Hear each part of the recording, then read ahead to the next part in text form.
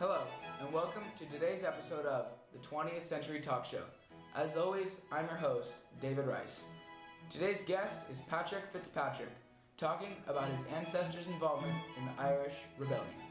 Unfortunately, Patrick couldn't be here with us today due to complications with Irish Airlines, but we will be speaking to him via Skype. Well, without further ado, let's commence this episode of the 20th Century Talk Show. Notes. Hello, Patrick. Welcome to the show. Thank you for having me. So let's get down to it. All right, Patrick, give us a quick summary of the Irish Revolutionary period. For sure. The Irish Rebellion was a revolution between small Irish Republican armies and Britain. It lasted from 1910 to the early 1920s. A large event was the Easter Week Rebellion, or Easter Rising. This took place for 6 days during Easter week of 1916. Very interesting. Now, could you please plunge a little deeper into the pre-revolt part of this conflict? Sure. Shortly after Britain declared war on Germany and was plunged into World War II, Irish Republic activists saw their opportunity to revolt against the government and succeed the Union.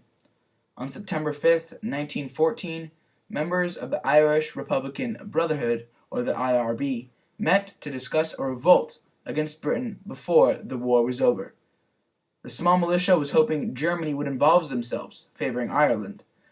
The two head spots of the planning council was awarded to Tom Clark, my great-great-grandfather, and Sean MacDermott.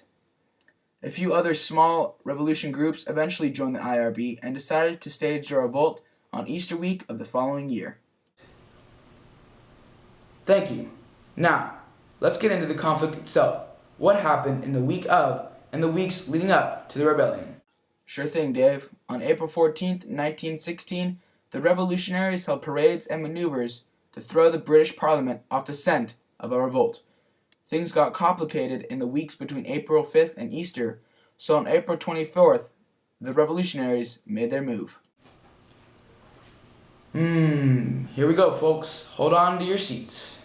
Roughly 1,200 ragtag volunteers seized strong points in Dublin, and James Pearse, the head general, hoisted 2 Republican flags and read a proclamation of the rebellion.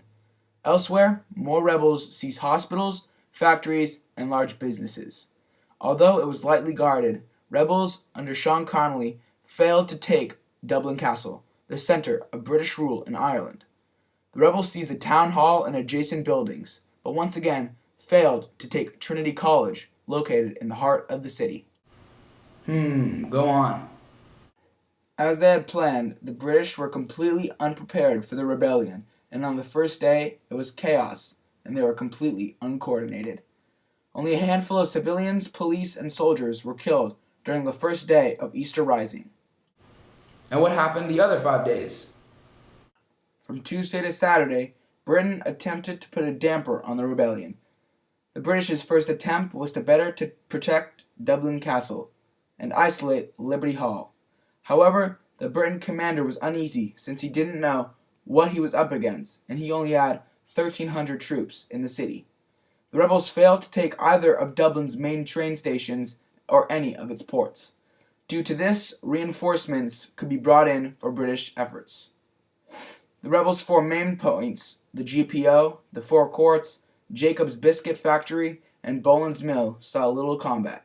Britain mainly bombarded these 4 strong points for the rebels. And who won? How did this rebellion unfold? After days of shelling, the rebels were forced to abandon their headquarters. During the flee, Pearse was shot in the ankle, thus crumbling the rebels' sense of leadership, ultimately causing them to surrender to the British on April 24th. Well, it looks like time's up. Thank you, Patrick, for being with us today. The pleasure is all mine. Good night. Well, that is it for today's episode of the 20th Century Talk Show.